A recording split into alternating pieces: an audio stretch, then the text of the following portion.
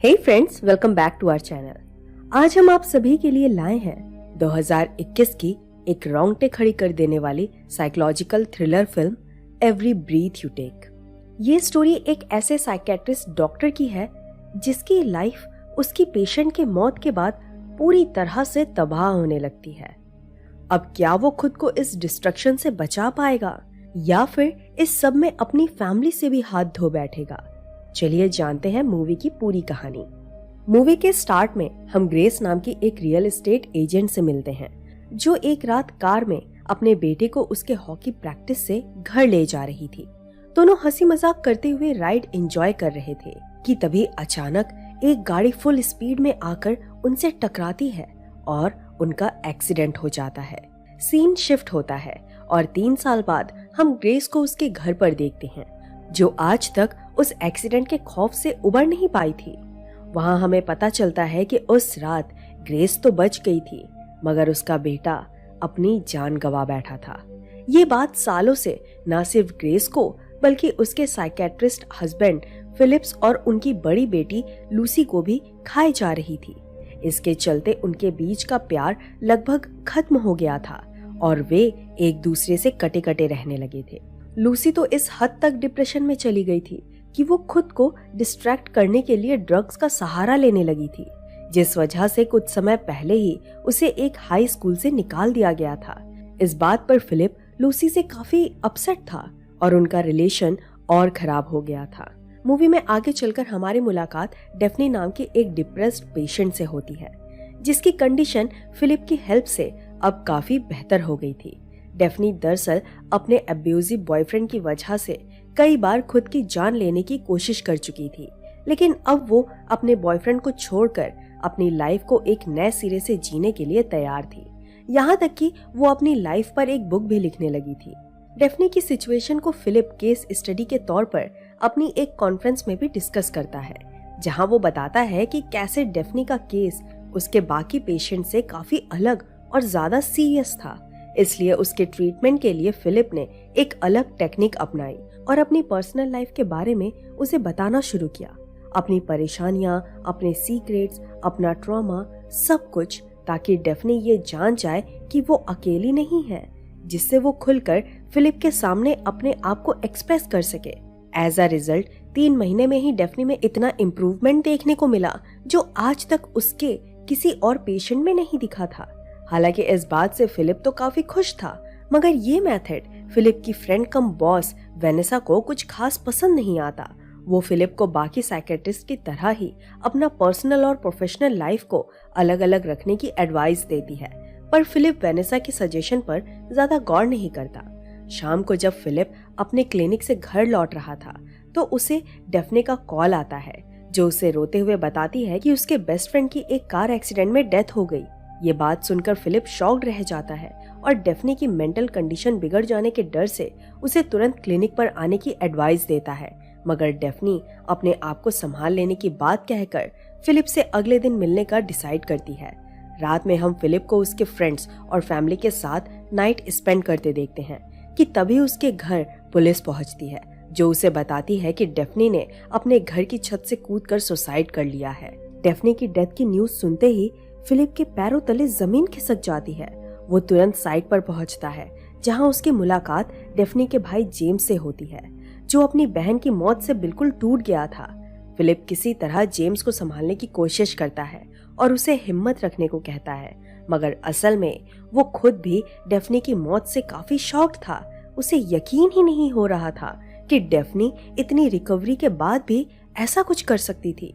Next day GeM Philip के घर उसकी बुक लौटाने आता है जो उसने डेफनी को पढ़ने के लिए दी थी। वहाँ जेम्स की मुलाकात ग्रेस और लूसी से होती है जो उसे उनके साथ डिनर करने के लिए इनवाइट करती है। डिनर के दौरान जेम्स उन्हें बताता है कि वो एक राइटर है और हाल ही में उसकी शैडो कास्ट नाम की फर्स्ट बुक लॉन्च हुई है। ये सुनकर ग्रेस और लूसी उससे काफी इम्प्रेस होती हैं। डिनर के बाद घर लौटते समय जेम्स फिलिप से कहता है कि उसकी फैमिली बहुत प्यारी है और उसे उनका ध्यान रखना चाहिए। जेम्स का उसकी फैमिली में इतना इंटरेस्ट उसे कुछ ठीक नहीं लगता, इसलिए वो जेम्स के बारे में जानने के लिए उसके बुक्स ढूंढने लगता है और अपने पब्लिशर दोस्त से उसकी एक कॉपी अरेंज करने को कहता है। इसी बीच एक सुबह लूसी के अपने नए स्कूल से घर लौटते वक्त कुछ लड़कियां उसका मजाक उड़ाती हैं, जिससे लूसी हेल्पलेस फील करने लगती है और खुद को शांत करने के लिए पास ही के एक लेक के पास चली जाती है। इत्तेफाक से वहाँ उसकी मुलाकात जेम्स से होती है, जिसकी फैमिली लेक के पास ही काम किया करती थी। लूसी को सैड देखकर जेम्स उसे पास ही के एक कैफे में लेके जाता है, जहाँ वे एक दूसरे से बातें करते हैं और जल्द ही घुल मिल जाते हैं। लूसी को जेम्स की कंपनी बेहद अच्छी लगती है और वो उसकी फ्रेंड बनने के लिए तैयार हो जाती है। दूसरी तरफ वेनेसा फिलिप को अपने ऑफिस में बुलाकर उसे बताती है कि किसी ने उसके खिलाफ कंप्लेंट फायर की है, जिसमें उसे डेफनी के मौत का जिम्मेदार ठहराया गया है, क्योंकि उसने ठीक तरीके से उसका ट्रीटमेंट नहीं किया था। इसी वजह से अब साइकियाट्री बोर्ड उस पर इंक्वायरी करने वाली थी, जिस दौरान उसे और किसी पेशेंट का ट्रीटमेंट करने की परमिशन नहीं थी। ये सब सुनकर फिलिप काफी टेंशन में आ जाता है। खैर, दूसरी ओर लूसी और जेम्स की मुलाकात जारी रहती है और वे धीरे धीरे काफी क्लोज आने लगते हैं।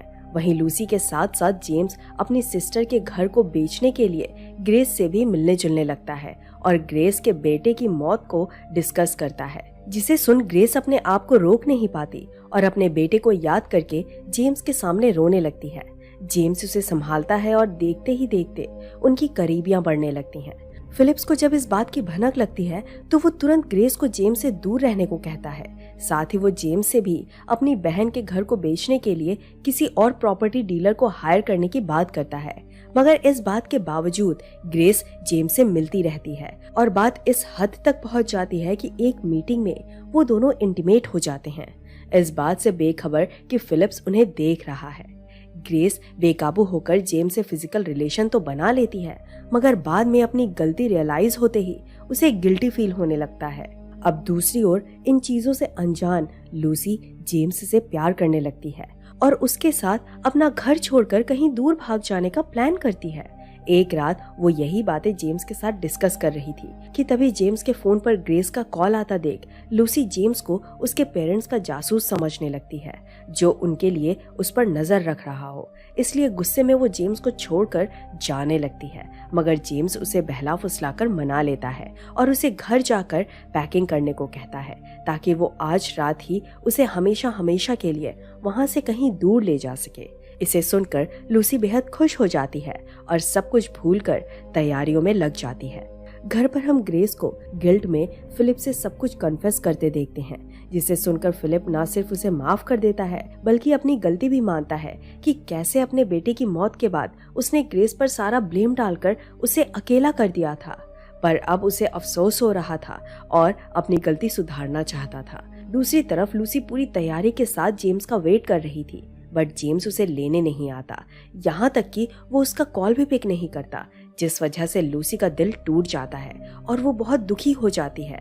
ऐसे ही कुछ दिन बीत जाते हैं। फिर एक सुबह घर लौटते वक्त ग्रेस की मुलाकात जेम्स से होती है और अपनी कार खराब हो जाने के कारण उसे मजबूरन जेम्स से लिफ्ट लेनी पड़ती है। ग्रेस जेम्स की कार में बैठ तो जाती है, मगर जल्द ही उसे रियलाइज होता है कि जेम्स उसे उसके घर नहीं बल्कि कहीं और ले जा रहा था, जिसके बाद घबराकर वो फिलिप से कांटेक्ट करने का ट्राई करती है, बट जेम्स तुरंत उसे बेहोश कर देता है और खुद फिलिप को उसकी लोकेशन बताकर वहां आने को कहता है। फिलिप समझ जाता है कि उसकी कंप्लेन करने वाला जेम्स ही है, जो ये सब अपनी बहन की मौत का बदला लेने के लिए कर रहा है। वो तुरंत ही जेम्स की बताई हुई जगह पर पहुंच जाता है, जहां का नजारा देख उसके होश उड़ जाते हैं। जेम्स अपने कार को फुल स्पीड में एक ट्रक के साथ क्रैश करने वाला होता है, ताकि वो अपने साथ साथ ग्रेस की भी जान ले सके।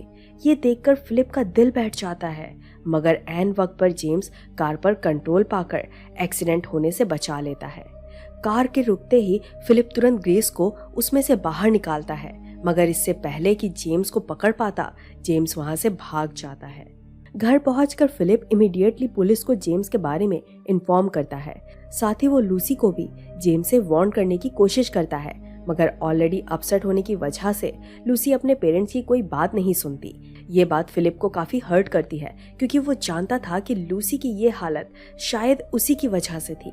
पर ग्रेस उसे शांत करती है और ये यकीन दिलाती है कि जल्द ही सब ठीक हो जाएगा।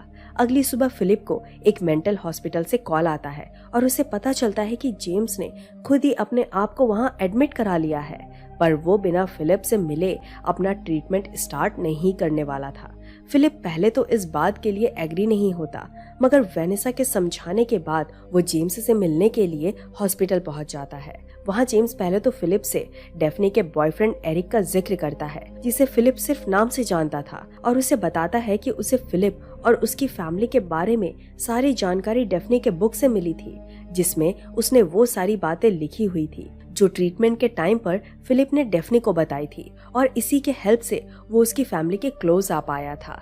जेम्स के मुंह से अपनी फैमिली का नाम सुनकर फिलिप से अब और बर्दाश्त नहीं होता और वो गुस्से में वहां से चला जाता है। वो अब जेम्स और उसके पागल खाने को भुला देना चाहता था, पर जब एक रात उसे अपने पब्लिशर फ्रेंड के घर पर जेम्स की शैडो कास्ट नाम की बुक मिलती है, तो वो ये देखकर शॉक रह जाता है कि उस बुक पर जिस राइटर की तस्वीर थी वो जेम्स नहीं, कोई और ही था।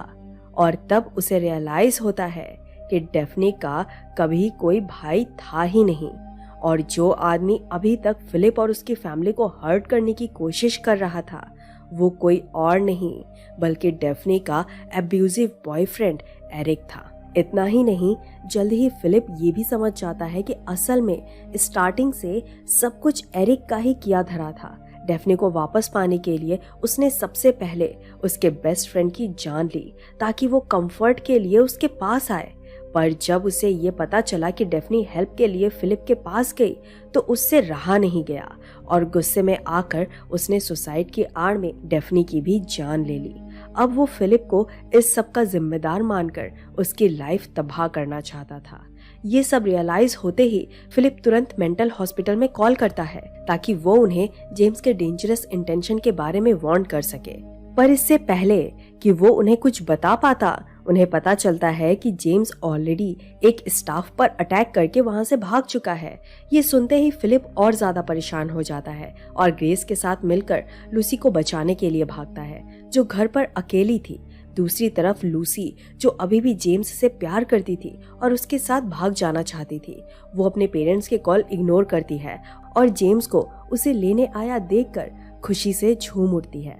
पर जल्द ही उसे जेम्स का असली रूप नजर आता है, क्योंकि वो लूसी के साथ वियर्ड बिहेव करने लगता है, और जब लूसी उसके साथ चलने से मना करती है तो वो बहुत ही वायलेंट होकर उसे बुरी तरह से पीटने लगता है। लूसी और जेम्स में काफी हाथापाई होती है। वो लूसी को मारने ही वाला होता है कि तभी फिलिप और ग्रेस वहां आकर उससे फाइट करते हैं और बड़ी मुश्किल से लूसी को उसके चुंगल से बचा लेते हैं। फिलिप और जेम्स की लड़ाई में जेम्स ओवरपावर कर जाता है और फिलिप बुरी तरह स्ट्रगल करने लगता है, पर तभी ग्रेस आइस स्केटिंग बूट के ब्लेड से जेम्स पर अटैक करती है और उसे जान से मार देती है। और इसी सीन के साथ मूवी यहीं एंड हो जाती है। आशा है आपको ये वीडियो पसंद आई होगी। ऐसे ही इंटरेस्टिंग वीडियो के लिए हमारे साथ बने रहिए और हमारे चैनल को सब्सक्राइब करना ना भूलिए।